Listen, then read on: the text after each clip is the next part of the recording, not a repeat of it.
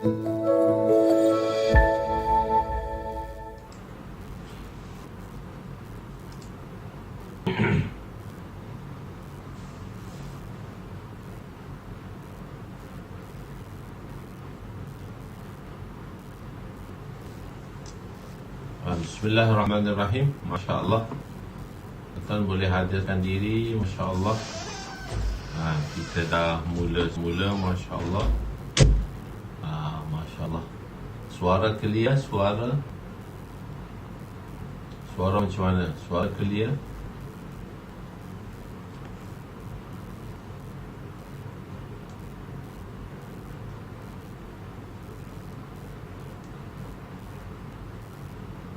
Comel. Suara comel, alhamdulillah. Suara clear Ustaz, Masya Allah. Suara okey. Suara clear, Masya Allah. PC, kita tukar PC lain.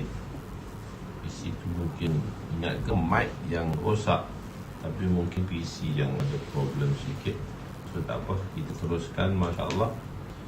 Suara kita dah. Suara clear semua. Sabah Murudu clear. Masya Allah. Masya Allah.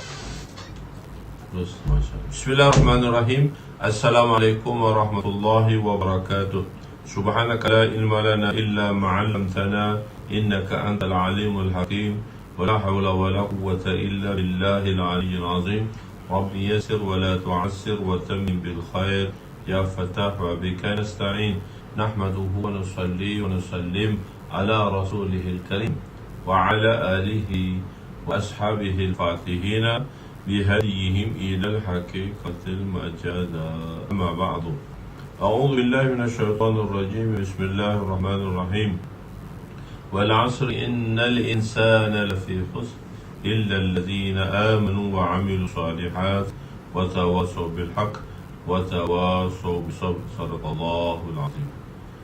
Masya Allah. Wa qala Nabi sallallahu alaihi wasallam, ma uhiya ilayya an ajma'a al-mal wa akum min at-tajirin walakin uhiya ilayya an sabbih bihamdi rabbika wa kum min as-sajidin wa'bud rabbaka hatta ya'tiyaka al-yaqin atau kama qala alaihi wassalatu wassalam. Jadi alhamdulillah, kita berada di muka surat 17 malam ni. Pada muka surat ke-17, akidah Ahli Sunnah wal Jamaah, iaitu Anbiya hidup di dalam kuburnya. Jadi kita berada di hadis yang Aus tu, dan Aus bin Aus. Ya, kita berada di Aus bin Aus, iaitu ada dua pendapat di kalangan ulama yang mengatakan, dalam ulama Deobandi sendiri pun terbahagi kepada dua kumpulan yang mengatakan adanya kata hayatnya Nabi dan Nabi-Nabi dan Anbiya di dalam kubur mereka, dan ada juga mengatakan mamat, iaitu matinya. Jadi kita berada pada pegangan Ahli Sunnah wal Jamaah dan ulama yang menyatakan bahawa hidupnya Nabi-Nabi dan dalam kubur dan simak mautah, jadi orang yang mati tadi dapat dengar.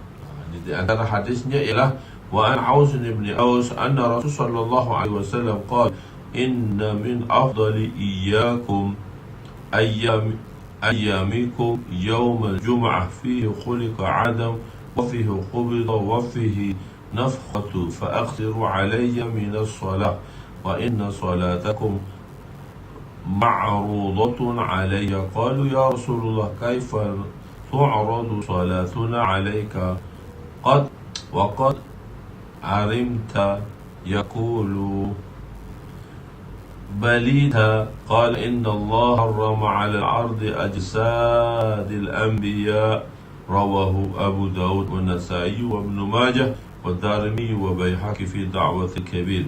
Sayyidina Aus bin Aus meriwayatkan bahawa Rasulullah sallallahu alaihi wasallam bersabda. Sayyidina Aus bin Aus meriwayatkan bahawa Rasulullah sallallahu alaihi wasallam bersabda, sesungguhnya pada hari-hari kamu, sesungguhnya hari-hari kamu yang paling afdal ialah hari Jumaat. Padanya Nabi Adam dicipta dan padanya baginda Adam diwafatkan. Padanya akan ditiup sangkakala maka hendaklah kamu memperbanyakkan selawat ke atasku. Sesungguhnya selawat kamu dihadapkan kepadaku, yakni ditunjukkan dan dipaparkan kepadaku. Sahabat telah berkata, ya Rasulullah, bagaimana selawat kami akan dihadapkan kepada Tuhan sedangkan Tuhan telah mati?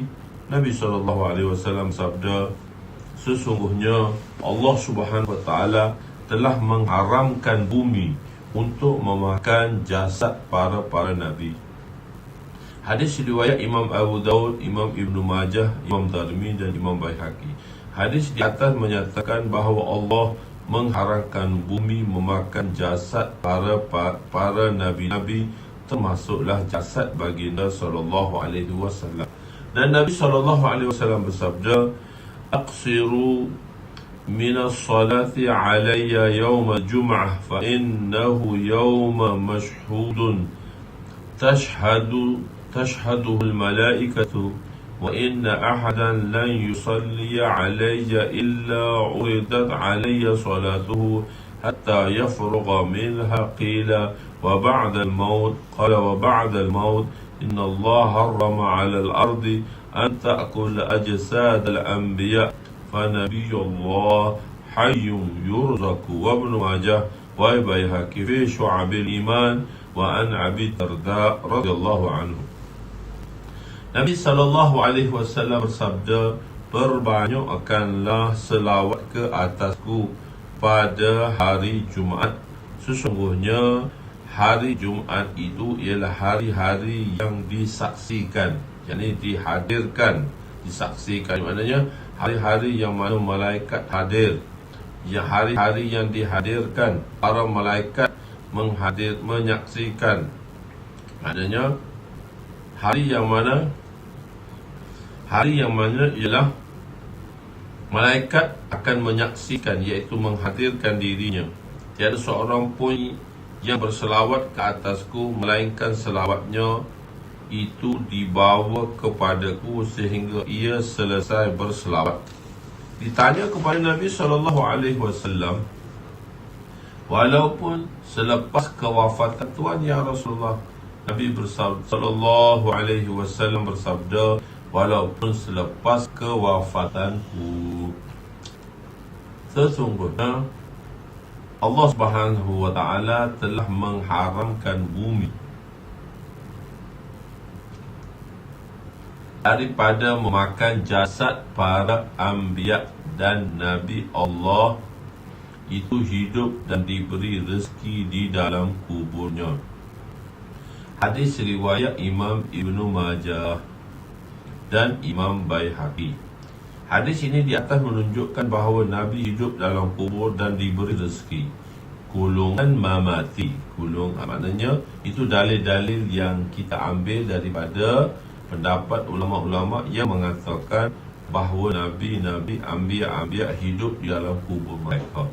Tapi ada juga golongan, kita panggil dia golongan mamati, mensabitkan pendapat mereka dengan dalil-dalil yang banyak daripada sumber yang kukuh, yakni Al-Quran dan hadis. Antaranya dia sabitkan juga, innaka mayyitun wa innahu mayyitun, sesungguhnya engkau Muhammad akan mati dan sesungguhnya mereka juga akan mati. Jamhur ulama menjawab pada hadis dalil tadi, iaitu dengan menyatakan bahawa kematian dan kehidupan selepas kematian adalah dua perkara yang berbeza. Sebenarnya kan kita mati itu di dunia sahaja, tapi di alam lain kita panggil dia berpindah. Intiqal ni perpindahan daripada roh kepada rahim ibu, daripada rahim ibu ke dunia, daripada dunia kita kena berpindah ke alam kubur. Di alam kubur maknanya kita berpindah-pindah, sebab dia panggil intiqal, perpindahan. Dunia ini kita berpindah daripada alam kubur. Nanti mereka yang berada dalam kubur akan berpindah pada hari kiamat nanti, di padang mahsyar nanti. Lepas tu perpindahan lagi berlaku di padang mahsyar, lepas tu berpindah ke tempat neraca, timbangan neraca, lepas tu berpindah kepada sirat, dan sama ada mendapat kebahagiaan ataupun mendapat kegagalan. Jadi begitu. Jadi perpindahan. Jadi mayyitun ni kita jawab, dia mengatakan bahawa kematian dan kehidupan selepas kematian dua perkara yang berbeza. Allah Subhanahu wa taala berfirman, kenapa? Firman Allah Taala, "Wala tahsabanna allazina qutilu fi sabilillahi amwata bal ahya'un 'inda rabbihim yurzaqun." Dan jangan sekali-kali engkau menyangka orang yang terbunuh, iaitu mati syahid di jalan Allah, itu mati. Mereka tidak mati, bahkan mereka akan hidup secara istimewa di sisi Allah Subhanahu wa taala, Tuhan mereka, dengan mendapat rezeki. Allah menyatakan bahawa orang-orang yang mati syahid berjihad di jalan Allah adalah hidup, maka berdarjah aulalah. Maksudnya darjah utamalah, aula tu berdarjah utamalah ataupun berdarjah utamalah Nabi itu hidup. Maknanya Nabi itu hiduplah, mana mati pula. Begitu. Hafiz Ibnu Qayyim menyatakan roh berada di Illiyin, tetapi ta'alluq dengan jasad masih ada. Walaupun duduk dengan Illiyin, tapi masih ada lagi hubungan dengan jasad. Maulana Qasim bin Natwi mengatakan bahawa kematian baginda dengan kematian orang lain tidak sama. Selepas mati, roh berada dalam jantung. Kemudian selepas jasad dimasukkan ke dalam kubur, maka roh akan tersebar ke seluruh jasad kembali. Itu perumpamaannya. Jadi bagi kita ialah pendapat yang mengatakan Anbiya kesemua mereka hidup. Tapi ada golongan-golongan, Masya Allah, yang mengatakan fahaman mereka memati. Okey, fahaman tu terpulang kepada masing-masing. Cuma jangan terlalu ghulu, terlalu ta'assub dengan satu-satu pegangan sehingga menidakkan pegangan yang lain, bahkan sampai mengkafir dan mengafirkan satu sama lain. Itu yang tidak disukai. Supaya kita menghindarkan perkara-perkara ini. Mungkin ada satu orang, mungkin dalam di kalangan kita ni ada berfahaman macam tu, berfahaman mati. Jadi kita terbuka. Jadi setiap masing-masing ada dalil. Nabi menjawab salam orang yang memberi salam kepada baginda.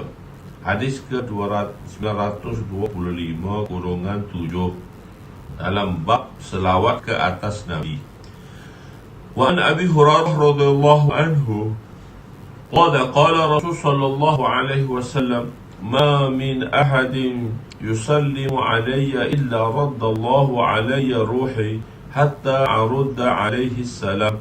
Rawahu Abu Daud wa Baihaqi fi Da'watil Kabir. Sayyidina Abu Hurairah radhiyallahu anhu meriwayatkan bahawa Rasulullah sallallahu alaihi wasallam bersabda, tidak ada seorang manusia pun yang mendoakan kesejahteraan ke atasku, yakni berselawat ke atasku lah, melainkan Allah mengembalikan rohku, Allah kembalikan rohku, dan lalu Allah membalas semula doanya. Lalu aku pun balas balik doa yang mereka telah berselawat ke atasku tadi. Mengembalikan roh. Apa maksud mengembalikan roh? Bermaksud ialah roh Nabi berpindah daripada jisim Nabi, daripada jisim. Bahkan maksudnya ialah sibuknya Nabi dengan Allah.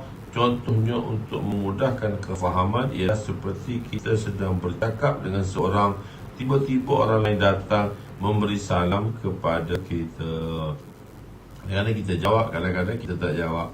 Maknanya kecenderungan pada masa itu kerana terlalu sibuk dengan sesuatu amalan, dia menyebabkan perkara lain tidak diindahkan ataupun tidak dapat difahami, ataupun mungkin tak dengar sebab dia bertungkus lumus dengan perkara tersebut. Jangan jadikan kubur Nabi seperti tempat berhari raya.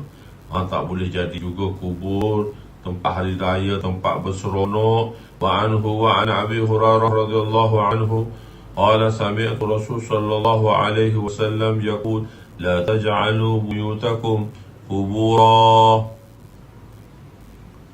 ولا تجعلوا قبري عيدا وصلوا علي فإن صلاتكم تبلغني حيث كنتم. Rawahu Nasa'i. Sayyidina Abu Hurairah radhiyallahu anhu meriwayatkan bahawa dia mendengar Rasulullah sallallahu alaihi wasallam bersabda, jangan kamu jadikan rumah-rumah kamu seperti kuburan, dan jangan jadikan kuburku tempat berhari raya, dan berselawatlah ke atasku, sesungguhnya selawat kamu akan sampai kepadaku sebanyak mana kamu berselawat. Hadis riwayat Imam Nasa'i rahimahullah. Khair. Sayyidina Abu Hurairah, Nabi SAW melarang menjadikan kubur baginda sebagai tempat berhari raya. Maksudnya lah untuk mengelakkan orang ramai mencantikkan kubur Nabi atau membuat pesta pemujaan dan sebagainya. Atau maksudnya ialah Nabi tidak ingin kubur baginda diziarahi hanya 2 kali sahaja setahun. Janganlah, Nabi tidak ingin kubur baginda diziarahi hanya 2 kali sahaja setahun, sebagaimana hari raya. Dan kebanyakan kita kan, hari raya tu lah nak pergi kuburnya, hari raya tu lah kita nak pergi tengok keluarga-keluarga kita nama. Sedangkan kita boleh tengok hari-hari, kita boleh menziarahi kubur hari-hari. Masya Allah. Ada satu orang yang pernah kami temui masa dalam jemaah. Masya Allah, pagi-pagi dia akan duduk di kubur dulu, ziarah kubur, cuci kubur, ziarah kubur. Habis waktu isyraq baru pergi menoreh. Orang kampung dia baru pergi menoreh. Jadi kita kata, kenapa tak menoreh awal makcik? Dia kata, amalan saya menziarahi kubur dulu. Yang ada saya bersih kubur. Lepas tu saya buat usaha lah mencari rezeki dengan menoreh getah. Jadi amalan dia, Masya Allah, istiqamah. Kita Nabi kata janganlah jadi kubur aku ni macam Aid, maknanya setahun 2 kali dia pergi jumpa. Begitu. Allahu Akbar. Atau maksud hadis inilah, jangan menjadikan rumah seperti kubur yang kosong daripada zikrullah dan amalan ketaatan. Bahkan jadikan ia sebagai tempat ibadat nafil sunat, supaya turunnya keberkatan dan rahmat dalam rumah. Rumah kita pula jangan jadikan seperti kubur. Apa maksud jangan jadi kubur? Rumah yang tidak ada amalan, rumah yang kosong, yang tidak ada amalan sedikit pun dalam rumah tadi. Sedangkan perlu kita hiasi rumah-rumah kita dengan amalan-amalan, dengan bacaan-bacaan Al-Quran, dengan bacaan-bacaan hadis Nabi SAW, dengan zikrullah, dengan sembahyang-sembahyang sunat, agar rumah kita tu bukan seperti macam kubur. Kubur ni kosong, tak ada apa. Kubur ni kosong, tak ada apa, tak ada amal, tak ada apa. Kosong je tempat letak jasad sahaja, tak ada segala amalan. Tapi sebab tu Nabi larang supaya jangan jadikan rumah setiap daripada kita seperti kubur, yakni rumah yang tidak dihiasi dengan amalan-amalan. Sebab tu jangan jemaah dakwah, dalam dakwah kita hiasi rumah kita dengan bacaan Al-Quran dan bacaan-bacaan hadis Nabi SAW. Jadi untuk mudahkan tu, untuk bacaan-bacaan tu, kita mula dengan fadail amal, fadilat sedekah dan sebagainya. Ada juga ulama yang menyatakan maksudnya ialah jangan menanam orang mati di kalangan kamu dalam rumah. Jangan mati, setiap orang dia buat kubur masing-masing pula. Setiap orang dia buat kubur masing-masing. Okey, rumah ni dia buat kubur di sini, rumah ni dia buat kubur di sini. Jadi bergelemparan kubur, setiap rumah tak nak kubur ni letak satu tempat tanah perkuburan. Macam mana ada tanah perkuburan Baqi di Masjid Nabawi, tempat mana mayat-mayat, tempat mana jenazah-jenazah dikebumikan di situ. Masya Allah, tempat dikebumikan di situ. Dan beruntunglah mereka yang dikebumikan di Jannatul Baqi, iaitu kubur yang mana terdapat ramainya sahabat-sahabat, dan terdapatnya juga isteri-isteri Nabi dan cucu-cucu dan anak-anak Ahlul Bait di situ, penuh dengan keberkatan. Allahu Akbar. Ada pendapat mengatakan maksudnya lah jangan menjadikan rumah hanya untuk tempat tidur sahaja. Tidak menunaikan solat di dalamnya kerana tidur adalah saudara kepada kematian dan orang yang mati tidak bersolat.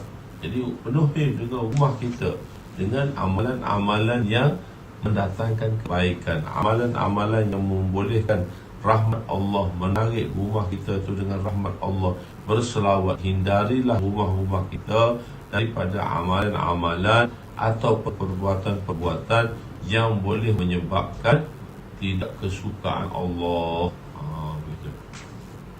Dan hadis seterusnya, iaitu 3 golongan, hadis ke-927, golongan 9, 3 golongan yang Nabi mendoakan keburukan ke atasnya. Ada juga di kalangan manusia yang mana Nabi sendiri mad'u alaih, iaitu mendoakan keburukan ke atasnya. Siapalah orang itu? Maka rugilah orang itu yang mana Nabi sendiri mendoakan keburukan ke atasnya. Mungkin dengan sifat-sifatnya ataupun amalan-amalan dan perbuatannya yang menyebabkan ketidaksukaan Nabi, sehingga Nabi mendoakan keburukan ke atasnya. Wa an Abi Hurairah radhiyallahu anhu, raghima anfu rajulin zukirtu indahu falam yusalli alayya, wa raghima anfu rajulin dakhala alayhi Ramadan ثم انسلخ قبل أن يغفر له، ورغم أنف رجل أدرك عنده أبواه الكبر أو أحدهما فلن يدخله الجنة، رواه الترمذي. Sayyidina Abu Hurairah radhiyallahu anhu meriwayatkan bahawa Rasulullah SAW bersabda, kehinaan bagi seorang lelaki yang mana namaku, di sini rajul ni mana lelaki, tapi rajul tu bukan setakat lelaki lah. Rajul ni umum, lelaki ke wanita ke, tapi kebanyakan disebut lelaki. Maknanya kebanyakan hadis-hadis menyebut golongan lelaki, tetapi tidak menafikan golongan wanita. Meriwayatkan bahawa Rasulullah SAW bersabda, kehinaan bagi seorang yang mana namaku disebut akan tapi dia tidak berselawat ke atasku sallallahu alaihi wasallam, dan kehinaan juga ke atas seorang yang menjelang baginya bulan Ramadan, kemudian walaupun telah berlalunya Ramadan masih lagi belum diampun akan dosanya. Dan hinalah juga seorang yang dia mempunyai 2 ibu bapa yang tua atau salah satu daripadanya sahaja, sedangkan dia tidak dapat menjadikan kedua ibu bapanya itu sebab untuk dia dimasukkan ke dalam syurga. Jadi ibu bapa ni tugas kita untuk kita menjaganya, supaya kita dapat membalasi jasanya. Golongan pertama ialah nama Nabi disebut, mereka tidak berselawat kepada baginda. Bila nama Nabi saja disebut, mereka tak berjawab, mereka tidak menjawab dengan kata-kata sallallahu alaihi wasallam.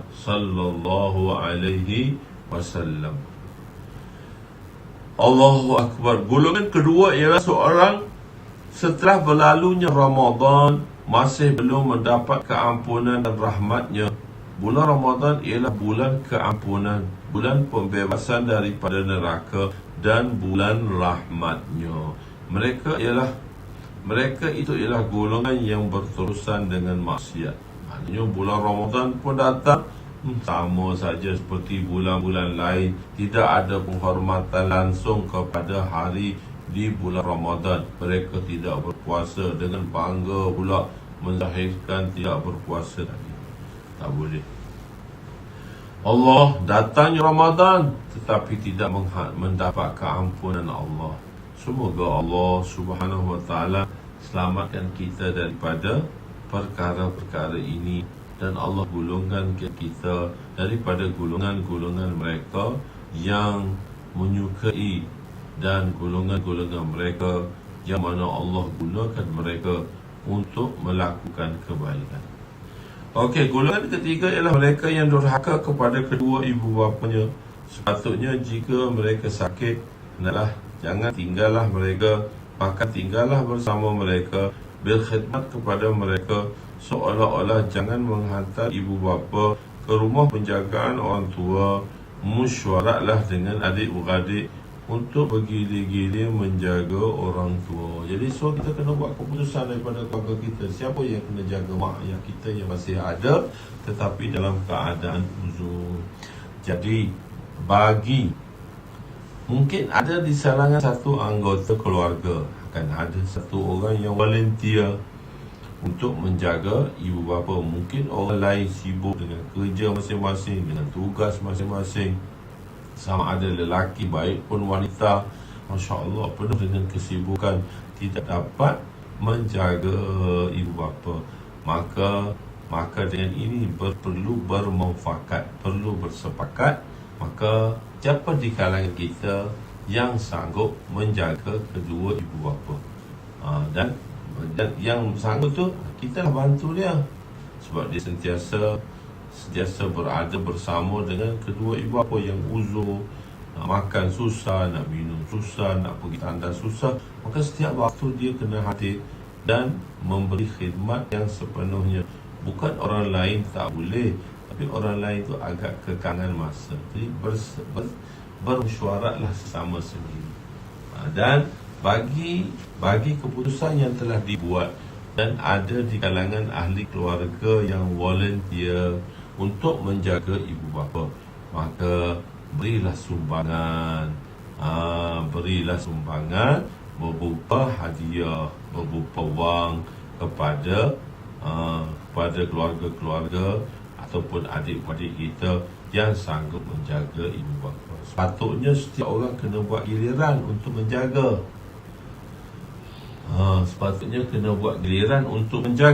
Tetapi tak apa, mungkin dengan kesibukan tak apa tu pun rasa tak boleh jawapan tu, mesti kena buat. Tapi mungkin mak ayah tekan dia duduk rumah anak tak selesa, duduk kat kampung juga selesa, mudah. So dia kata, tapi cepat aku tak selesa duduk kat mana. Begitu. Khair. Gembiranya Nabi setelah mendengar berita daripada Allah. Apakah berita yang disampaikan oleh Allah kepada Nabi sehingga menyebabkan Nabi terlalu gembira? Wan Abi Talha radhiyallahu anhu qala inna Rasul sallallahu alaihi wasallam jaa zata yawmin wa jaa zata yawmin wal bishru fi wajhihi innahu ja'ani rajulun قال إن ربك يقول ما يرضيك يا محمد ألا تصلي عليك أحد من أمتك إلا صليت عليه 10 ولا يسلم عليك أحد من أمتك إلا سلمت عليه 10 رواه الترمذي والنسائي. Sayyidina Abu Talha meriwayatkan bahawa Rasulullah sallallahu alaihi wasallam bersabda, Rasulullah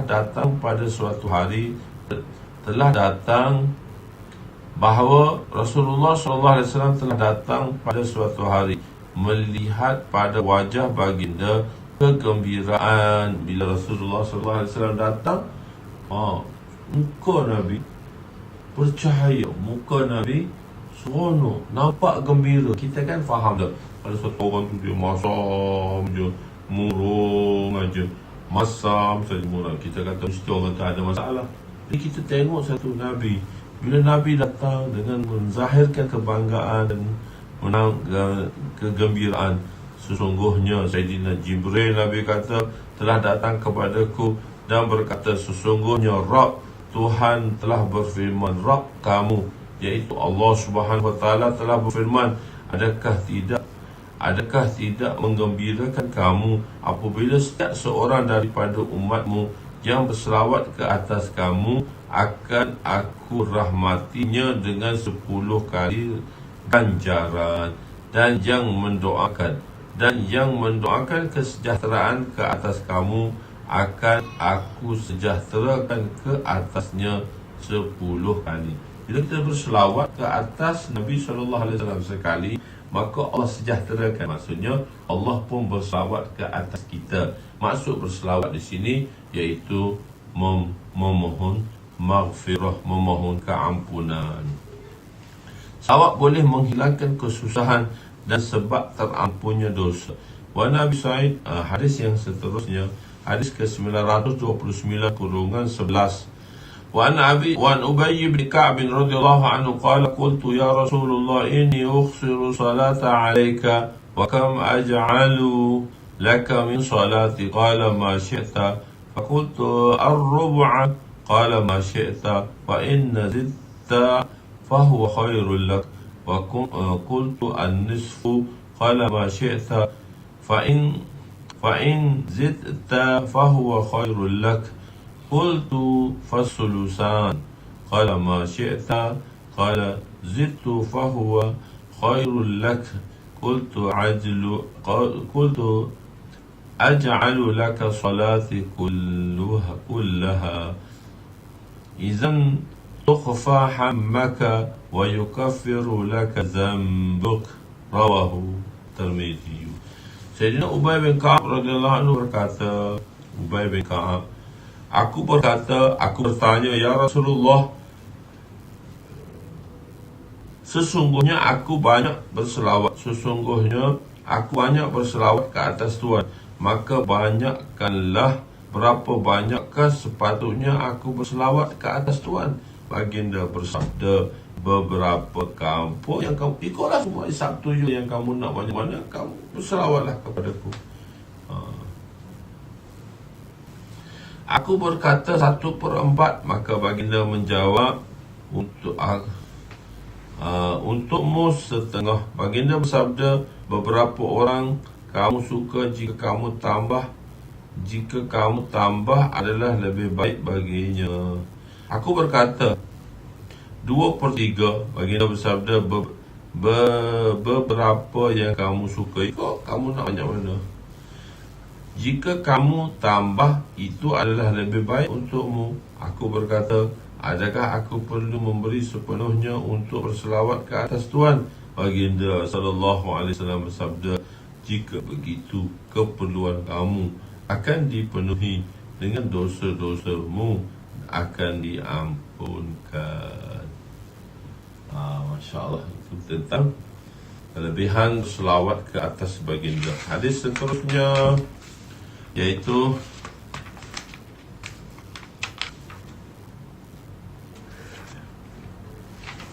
penerangan. Bukan penerangan.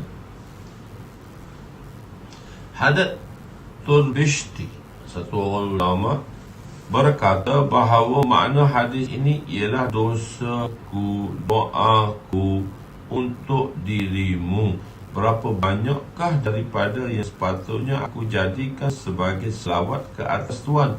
Akhir sekali, beliau menyatakan bahawa aku akan jadikan keseluruhan doaku dan selawat untuk Tuhan menggantikan doa untuk diriku, untuk kehilangan kesusahan, kesedihan, stres, rasa tidak sedap hati, bimbang, resah, gelisah dan sebagainya.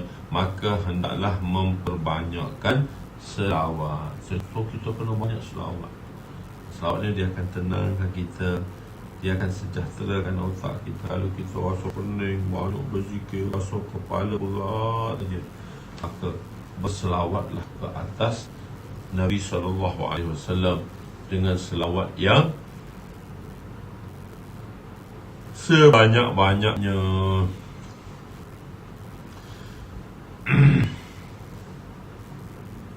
Tergesa-gesa maksudnya ialah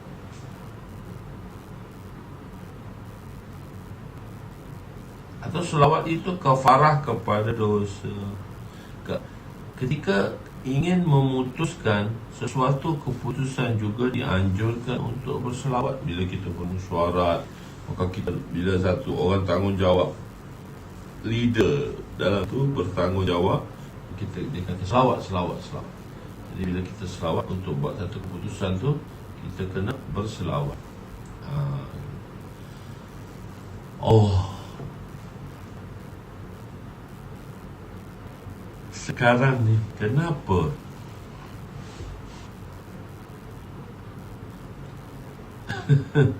kenapa saya Wallahualam letih kali sekarang tu kali ngantuk kenapa dalam minggu ni mengantuk saja.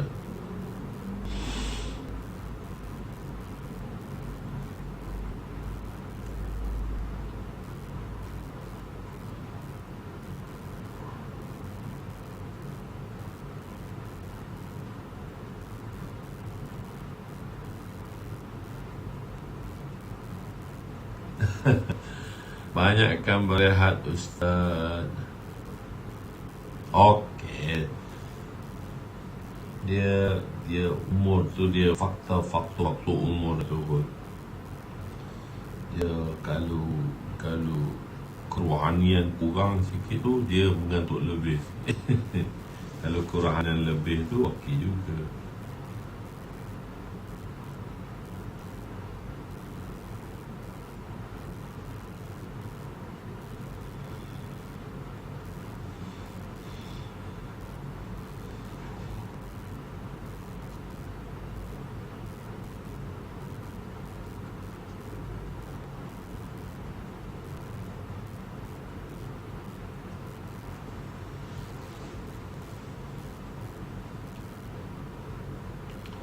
Saya kan mengajar pelajar-pelajar selalu mengantuk sangat-sangat lah masuk mengajar kan.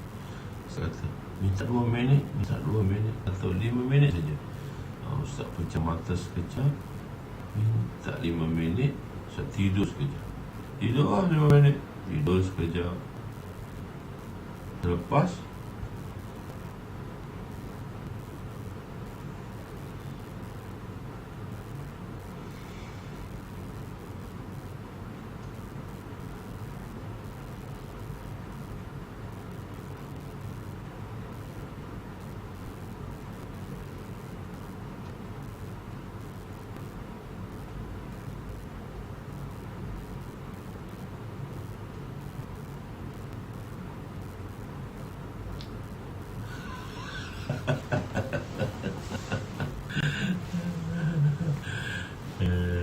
dia sebenarnya bukan masalah buat kelakar.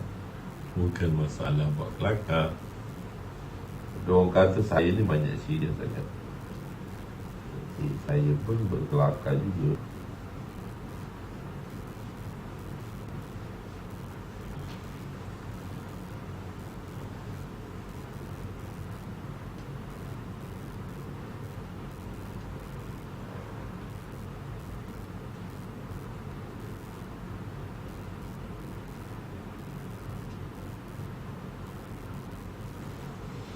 Dia kena tafakus sudah.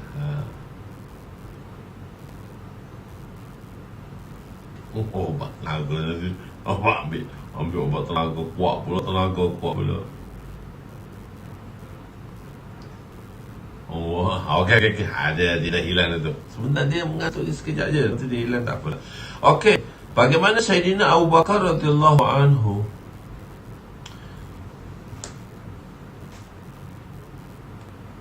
mestilah memulakan dan mengakhiri doa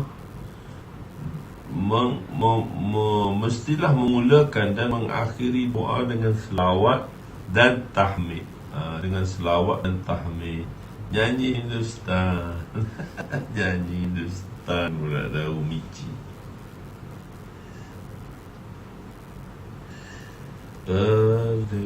Berisi jangan lagi मुझे छोड़ दे.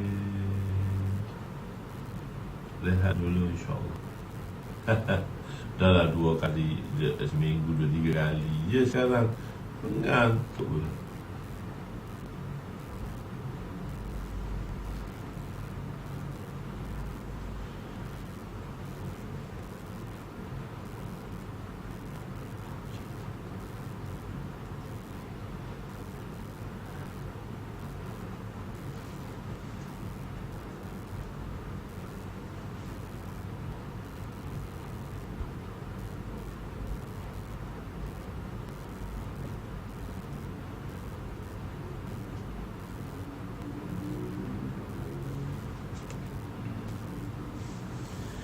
Okey, mestilah memulakan dan mengakhiri doa dengan selawat dan tahmid. وعن فضالة بن عبيد رضي الله عنه قال بينما رسول صلى الله عليه وسلم قاعدا إذ دخل رجل فصلى فقال اللهم اغفر لي وارحمني قال الرسول صلى الله عليه وسلم عجلت أيها المصلي إذا صليت فقعدت فاحمد الله بما هو أهله وصل علي ثم ادعه قال ثم صلى رجل آخر بعد ذلك فحمد الله وصلى على النبي صلى الله عليه وسلم وقال له النبي صلى الله عليه وسلم أيها المصلي ادعو تجب رواه الترمذي ورواه أبو داود والنسائي نحوه. Sayyidina Fadalah bin Ubaid radhiyallahu anhu berkata, ketika Rasulullah sallallahu alaihi wasallam sedang duduk, tiba-tiba seorang lelaki telah datang dan bersolat. Lalu dia membaca Allahumma ighfirli warhamni. Ya Allah, ampunilah daku, rahmatilah daku. Baginda sallallahu alaihi wasallam bersabda, wahai si fulan yang bersolat, kamu tergesa-gesa. Apabila kamu telah solat, duduklah, pujilah Allah dengan pujian yang selayaknya. Kemudian berselawatlah ke atasku. Kemudian barulah kamu berdoa. Perawi berkata, kemudian lelaki yang lain pula solat selepas itu. Lalu dia memuji Allah dan berselawat ke atas Nabi. Maka Nabi bersabda kepadanya, wahai si fulan yang bersolat, berdoalah untukmu, berdoalah untukmu akan diterima. Hadis riwayat Imam Tirmizi dan Imam Abu Daud dan Imam Nasa'i meriwayatkan seumpamanya.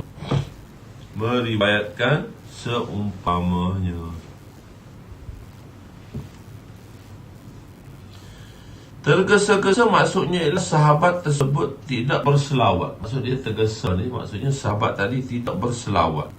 Tidak berselawat dan tidak bertahmid dan sana, iaitu memuji Allah di permulaan doa. Bahkan terus memulakan doa. Perkara itu ialah antara adab-adab berdoa. Duduklah, golongan hadis, ahli hadis menyatakan bahawa maksudnya ialah duduk tasyahud. Berdoalah, mereka mengatakan maksudnya membaca tasyahud. Maksudnya sebenarnya ialah doa selepas tasyahud sebelum salam. Sebab tu dia maksudkan doa tu, balik ahli hadis maksudkan doa tadi selepas tasyahud. Maknanya selepas tasyahud, doa-doa yang dibaca di dalam tasyahud sebelum salam. Itu maksud dia. Sebab itu bagi mereka, khususnya Imam Ahmad lah, dalam mazhab Imam Ahmad, memaksudkan selawat itu, doa tadi ialah di waktu selepas selawat di dalam tahiyat. Begitu. Tapi kita memaksudkan doa itu selepas sembahyang fardu lah. Bagaimana Sayyidina Abu Bakar dan Sayyidina Umar memulakan doa? وعن عبد الله بن مسعود رضي الله عنه قال كنت أصلي والنبي صلى الله عليه وسلم وأبو بكر وعمر معه فلما جلست بدأت بالثناء على الله تعالى ثم صلى على النبي صلى الله عليه وسلم ثم دعوت لنفسي فقال النبي صلى الله عليه وسلم صل تعطه رواه الترمذي. Sayyidina Abdullah bin Mas'ud radhiyallahu anhu berkata, aku bersolat bersama Nabi sallallahu alaihi wasallam, Sayyidina Abu Bakar dan Sayyidina Umar. Apabila aku duduk, aku mula memuji Allah, kemudian berselawat ke atas Nabi, kemudian aku berdoa untukku. Maka Nabi bersabda, mintalah kamu akan dikurniakan. Mintalah kamu akan dikurniakan. Maksudnya Doa kita, kalau kita nak berdoa kepada Allah SWT ialah mula-mula kita selawat dan kita akhiri selawat. Misalnya kita baca doa Bismillahirrahmanirrahim, Alhamdulillahirrabbilalamin, wassalatu wassalamu ala ashrafil anbiya'i wal mursalin wa ala alihi wa sahbihi ajma'in. Allahumma salli ala Sayyidina Muhammad wa ala ali Sayyidina Muhammad. Lepas tu kita bacalah doa apa yang kita nak baca, semua doa. Jadi jangan, pertama sekali jangan kita tinggalkan doa untuk diri kita. Pertama sekali kita doa untuk diri kita, dan selepas itu kita doa dan kita masukkan doa-doa kita pada keluarga-keluarga kita, sahabat-sahabat anda kita, orang-orang yang soleh, mereka-mereka yang telah pergi dahulu daripada kita. Jadi maksudnya kita berselawat. Dan selepas itu kita berdoa, dan doa itu di antara adabnya dan ditutupi dengan selawat. Rabbana atina fid dunya hasanah wa fil akhirati hasanah wa qina adzabannar. Wa sallallahu selawat. Wa sallallahu ala sayyidina Muhammadin wa ala alihi wa sahbihi ajma'in. Walhamdulillahi rabbil alamin. Itu maksudnya kita berselawat. Okey.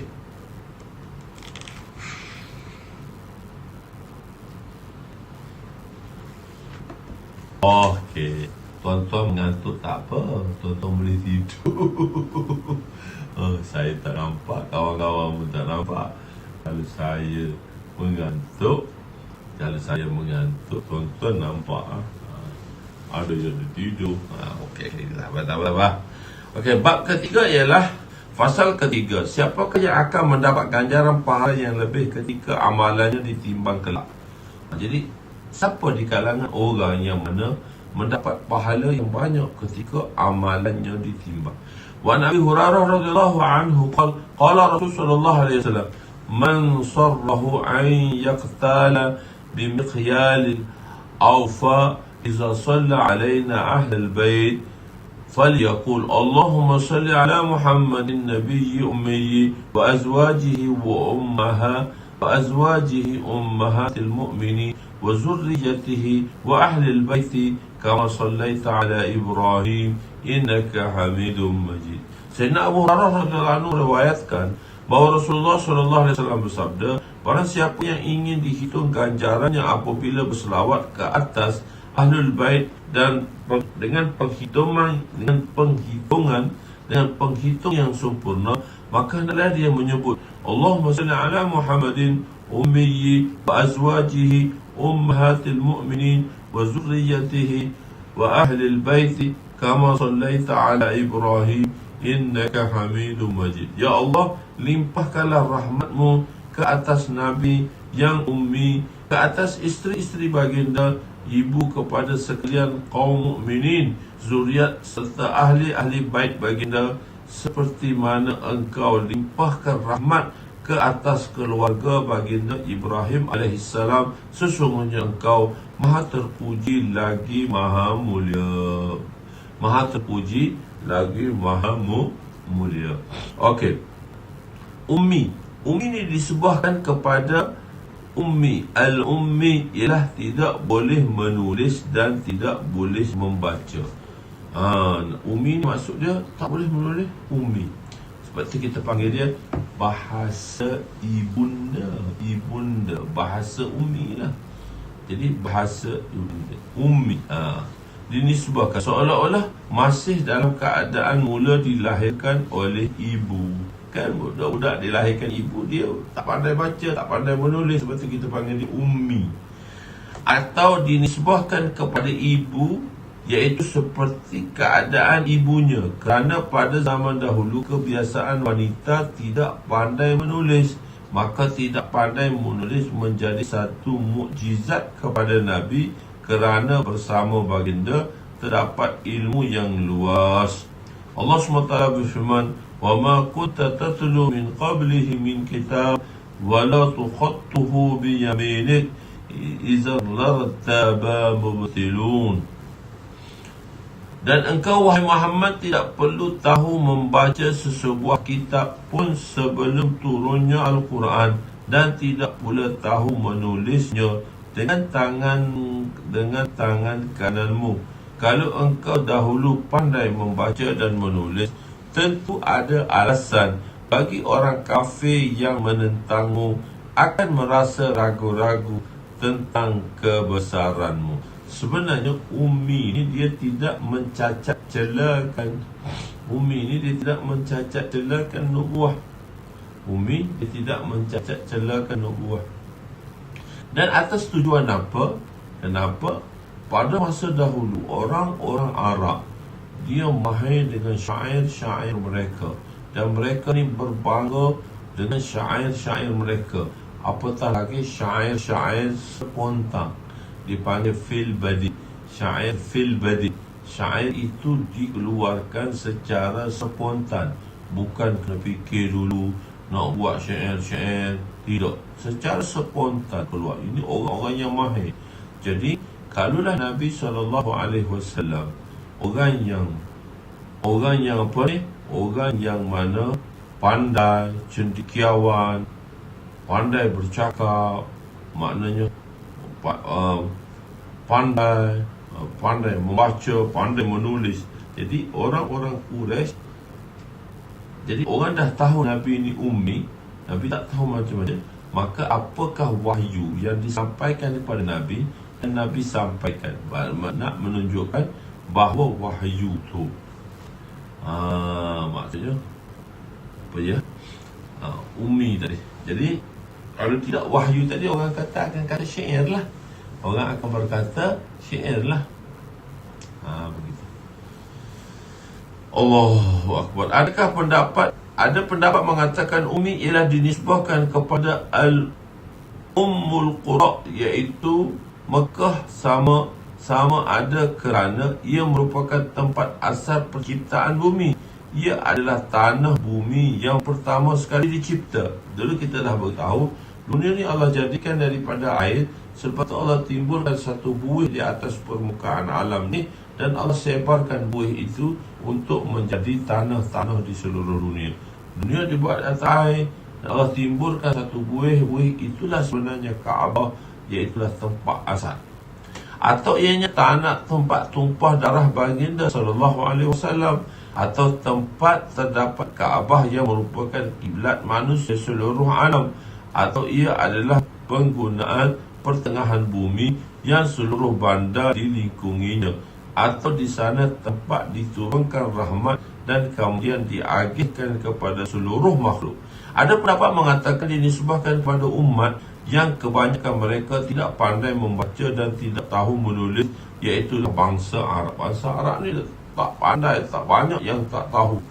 Ada pendapat mengatakan nisbah kepada seluruh umat kerana baginda sangat-sangat mengambil berat terhadap mereka dan diutuskan untuk mereka semua. Ada pendapat mengatakan dinisbahkan kepada Ummul Kitab, iaitu surah Al-Fatihah yang diturunkan kepada baginda. Itulah pentafsiran yang dikatakan ummi.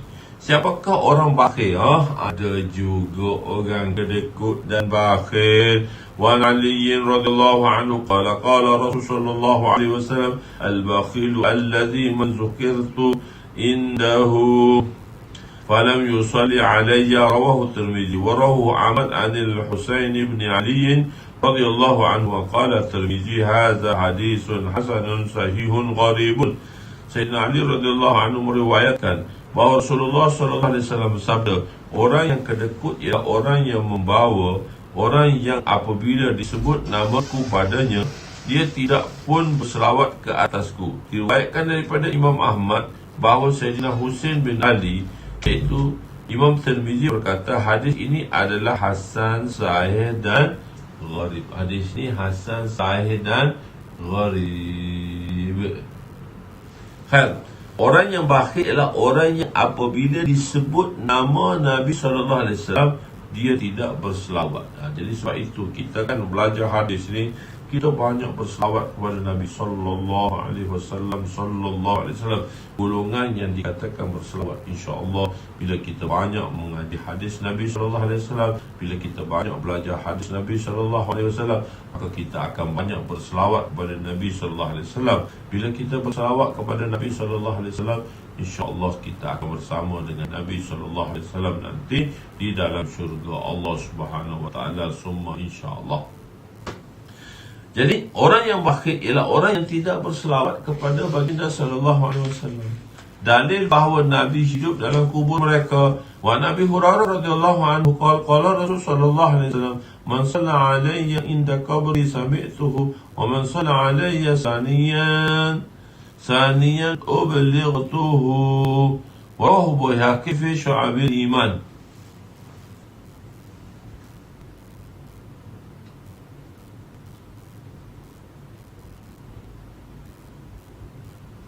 Kan yang diterjihkan 6. Itulah 6 lah. Banyak ada pendapat, banyaklah dikira. Masya Allah. Allahu Akbar. Sayyidina Abu Hurairah radhiyallahu anhu meriwayatkan bahawa Rasulullah sallallahu alaihi wasallam bersabda, barang siapa bersalawat ke atasku di kuburku akan mendengarnya.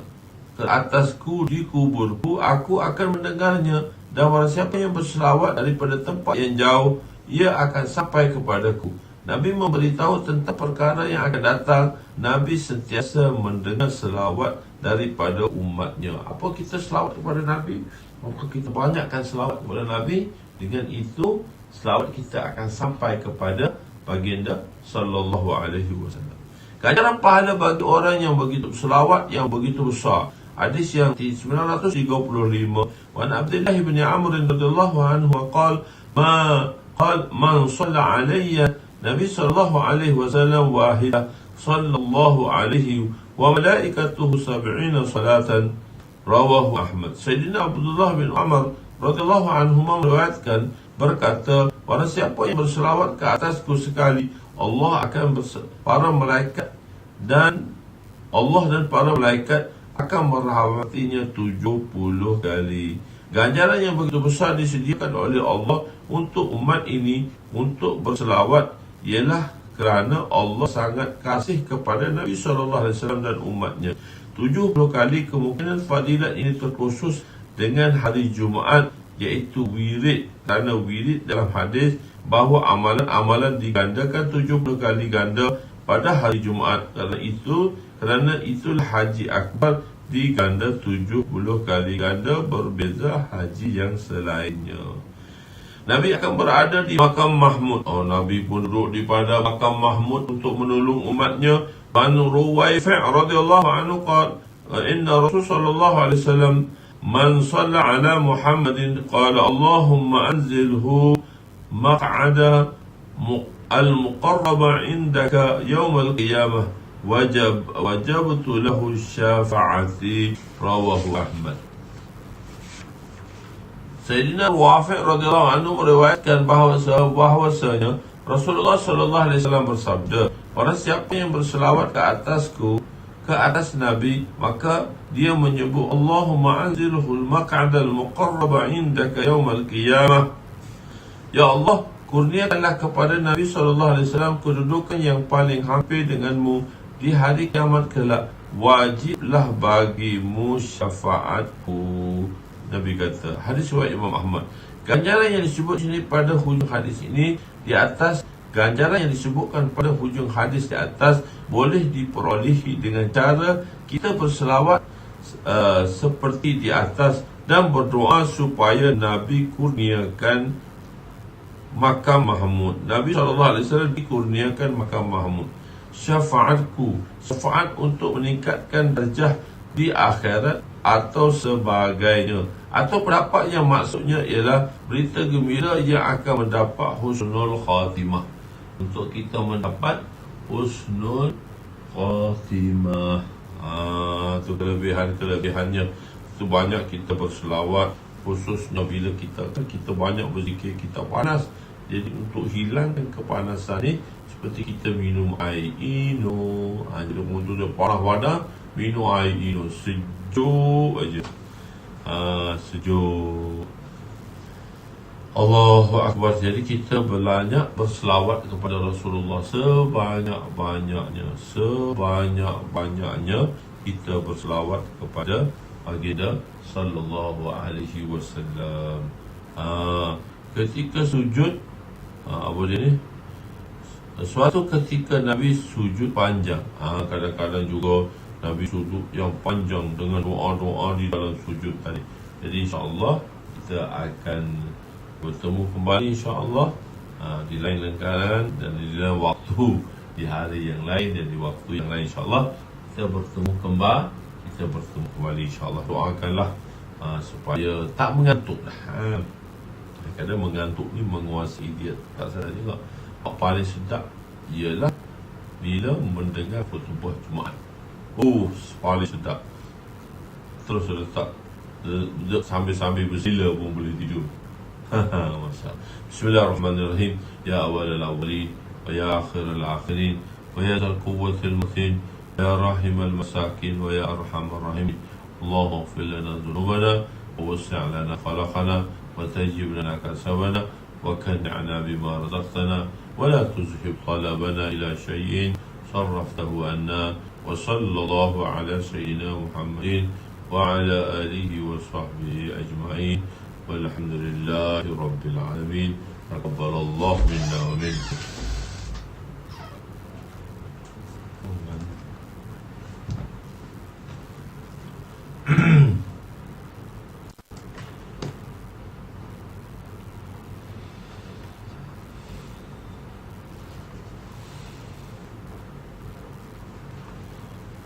Sudah.